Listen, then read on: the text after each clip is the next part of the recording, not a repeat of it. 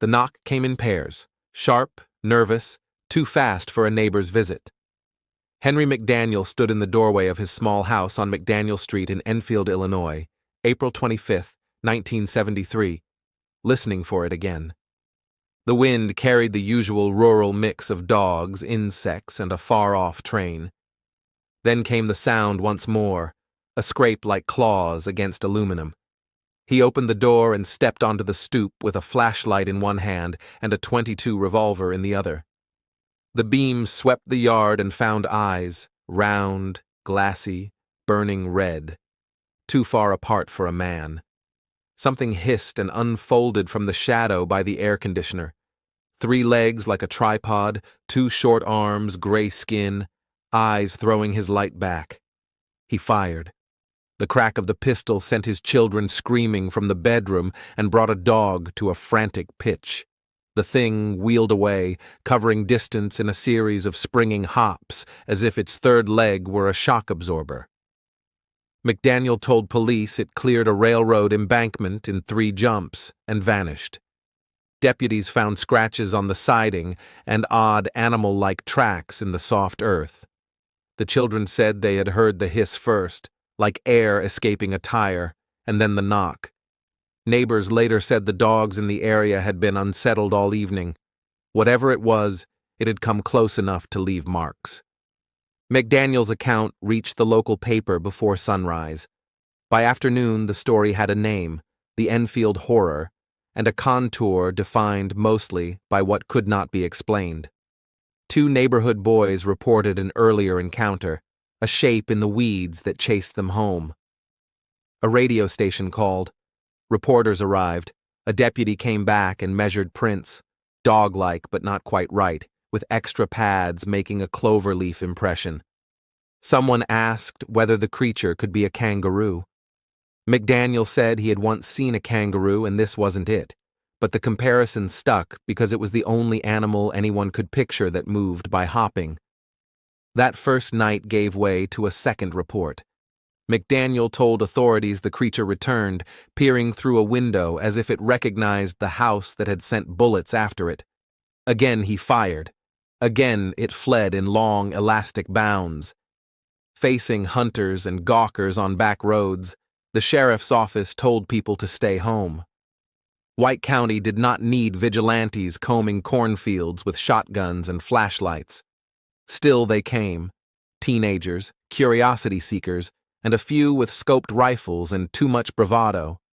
The sheriff threatened arrests for disturbing the peace. "You could come look," he said, "but you were going to put your gun away." Attention pulled in investigators and skeptics. A handful of college students came with tape recorders, spooked themselves in the fields, and later admitted they had fired at shadows. Cryptozoology researchers interviewed McDaniel and the boys, took photos of the tracks, and tried to sort detail from drama.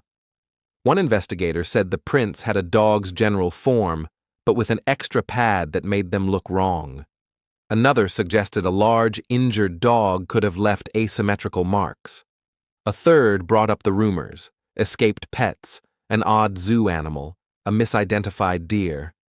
None of it quite fit the 3-leg detail or the hopping gait described by the witnesses. McDaniel, a plain-spoken man, did not adjust his story for the crowd. He repeated the details even when they sounded worse under the heat of attention. 3 legs, 2 arms, red eyes, a hiss, a loping flight over the embankment. He showed the scratched siding, the photographed prints, where the flashlight had caught the face. Reporters asked if he was trying to scare people for a joke. He looked tired when he said no. He worked, he paid his bills, and he did not need his name turned into a headline. He just wanted people to quit trespassing in his yard after midnight. The town wore the story like an ill-fitting coat. Enfield was small enough that strangers were obvious and rumors heavy.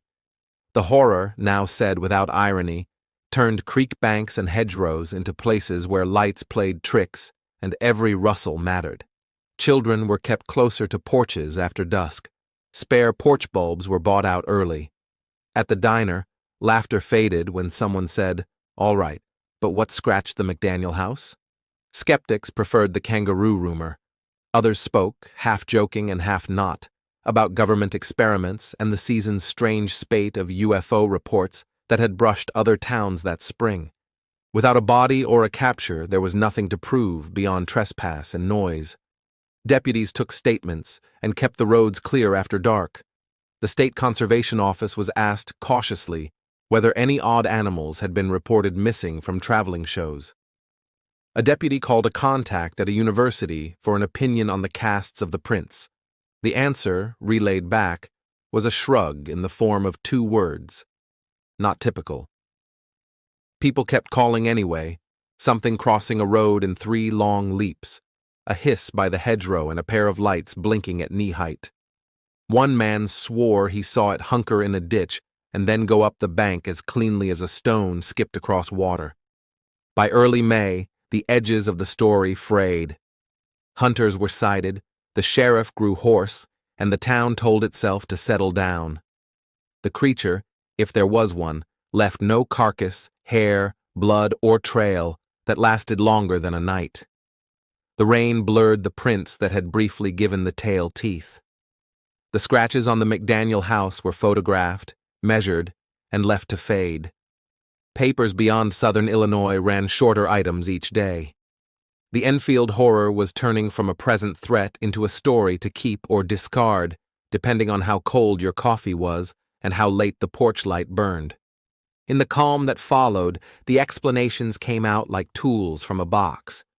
Perhaps it was a large, mangy dog seen at a bad angle and panicked into stranger shapes by fear.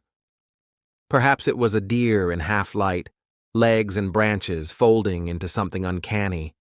The kangaroo idea refused to die, despite the lack of any missing animal report.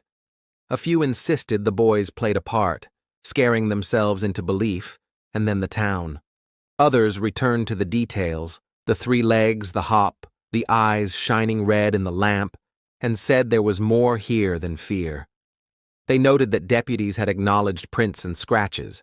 That was not proof of a monster, but it was proof that something had been close enough to touch a house and heavy enough to leave marks. McDaniel stayed in his house, mowed his yard, and stopped taking interviews. The story cools when the first witness quits feeding it, and without fresh sightings, the town relaxed. The sheriff, relieved to have the roads back, said he hoped people would let it go. Even the nickname lost its edge in the heat. The horror was a headline now, not a presence. Night sounds became night sounds again. Cicadas, a dog chain ringing against its post, the distant talk of trains. Yet the Enfield Horror did not disappear. It settled into the American file of things seen by a few, argued over by many, never proved. Researchers would still call on occasion, asking McDaniel to retell the night he fired at the shape by the air conditioner. He said the same thing in the same words. He had no reason to lie, nothing to sell, and had not invited any of it. The people who wanted a monster kept one. The people who wanted a mistake kept that too. The rest placed the story where such things go, between what a sheriff can write and what a flashlight reveals when you think you're alone and the knock comes again. Thank you for listening to The Lantern's Tale. Subscribe for more true stories, if you dare.